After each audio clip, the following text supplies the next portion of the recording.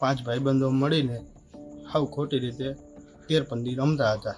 તો એમાં અચાનક સાહેબની રેડ પડી અને ત્યાં મારા હિસાબના પૈસા પડેલા હતા. તે કોણ કોણ હતું રેડની અંદર? રેડની અંદર હતા કનુભાઈ, અભયરાજજી, જયવંતજી અને એક બીજા ભાઈનું મને નામ નથી આવડતું, અને 5 લોકો હતા એ ટોટલ. પછી અમને ત્યાંથી બધું પન્ના ને બધું અહીંયા મારા જે પેમેન્ટ પડેલું હતું એ પણ લઈ ગયા. અને પેમેન્ટ તમારું શેનું હતું? મારું ટ્રેડિંગનું હતું. હા.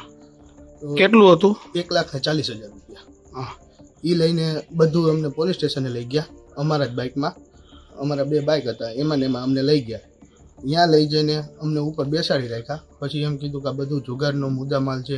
અમે ઘણી રિક્વેસ્ટ કરી કે આ જુગાર અમે નથી રમતા, તમે સાહેબ ખોટી રીતે ઓલું કરો છો ને આમને. છતાંય અમારી પાસે ઈવડાઈ પૈસા અમારા લઈ લીધા. અને પછી કનુભાઈ અમને 50,000 રૂપિયા પાછા આપી ગયા. અને પછી અમને એમ કીધું કે તમારે મોબાઈલ ને એ બધું જમા રાખી લીધું છે, અને અમારી સાઇન કરીને અમને જવા દીધા. કેટલા રૂપિયાની ફરિયાદ ફાડી? એમે ફરિયાદ તો 20,000ની અંદર જ ફાળેલી છે. ટોટલ 32,000ની ફરિયાદ ફાળેલી છે બાઇક સહિત. અને છતાંય અમારે પછી મને 50,000 જ પાછા આપ્યા છે.